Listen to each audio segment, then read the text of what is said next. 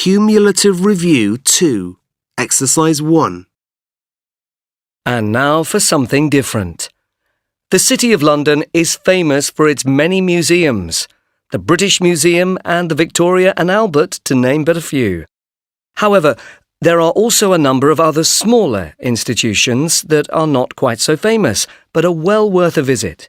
This is the case of the London Cinema Museum.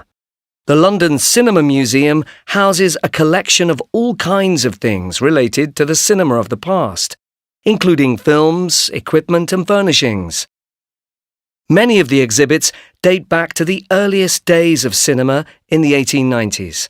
What's more, the collection is housed in a beautiful old building called the Master House, which itself has a place in cinema history. The building was once a home for poor people, and the English actor Charlie Chaplin spent some time there as a child when his family had no money to feed him. The collection is well worth visiting, but in order to see it, you have to book a guided tour. The museum is open on most days of the year, and you can book online or by phone. The price is £10 for adults and £7 for students with a student card. As well as the collection, the museum holds regular talks and presentations by some of the most important experts on film and cinema. Several nights a month, there is also a showing of a film from the museum's collection.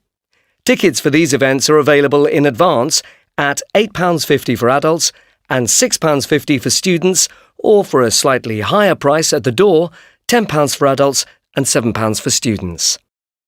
Located in the district of Kennington, to the south of the river, the museum is easy to get to by public transport.